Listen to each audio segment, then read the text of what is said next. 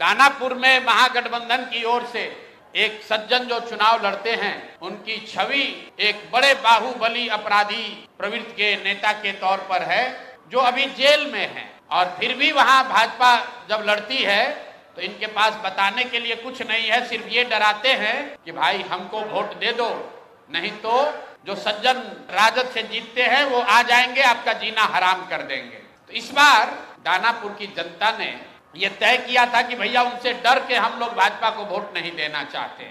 और दानापुर के सारे व्यवसायी एक साथ बैठकर उन्होंने ये तय किया कि भाई कोई भी जीतता है, सबसे ज्यादा खामियाजा, सबसे ज्यादा दिक्कत दानापुर में बिजनेस व्यापार करने वाले लोगों को होती है। वहां के जो दोनों ओर के बाहुबली नेता हैं वो उनको परेशान करते हैं। तो वहां के लोग यहाँ आए, मेरे साथ उनकी 3 राउंड 4 राउंड बैठकें हुई और सब ने मिलकर आपस में से एक राजनीतिक व्यक्ति जो वहां पर व्यवसायी भी हैं, उनका नाम अखिलेश है, वैसे बोलचाल की भाषा में उनका नाम मुटुर शाह है, वो लोग आए और पूरे समाज ने मिलकर ये तय किया कि मुटुर शाह जी को भैया आप टिकट दीजिए।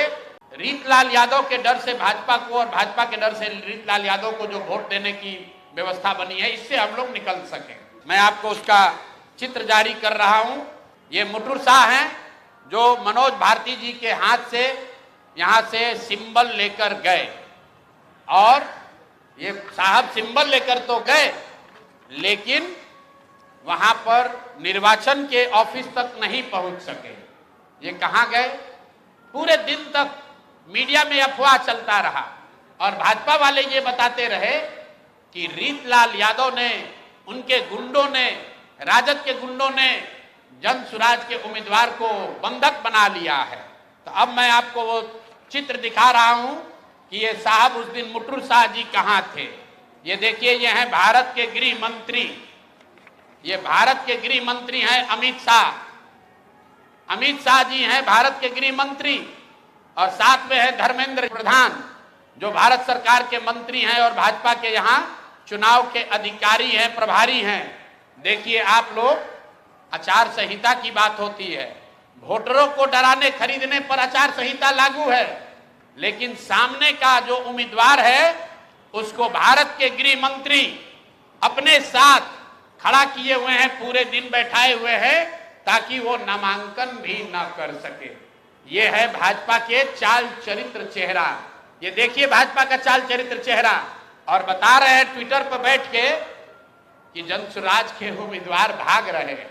आप बताइए, कोई साधारण व्यवसायी जो राजनीति करता है उसको भारत के गृह मंत्री अगर बुलाकर अपने साथ बैठा ले तो उसके पास क्या विकल्प बचेगा? और कहां है चुनाव आयोग? एक वोटर को आप पैसा देते हुए, डराते हुए अगर दिख जाए तो आप पर इल्जाम लगता है कि आपने आचार संहिता का उल्लंघन किया। और यहाँ भारत के गृह मंत्री और केंद्र में भाजपा के मंत्री धर्मेंद्र प्रधान खुलेआम जनसुराज के प्रत्याशी को अपने साथियों के साथ, दल बल के साथ घेरे हुए हैं और इस पर कोई प्रतिक्रिया नहीं है।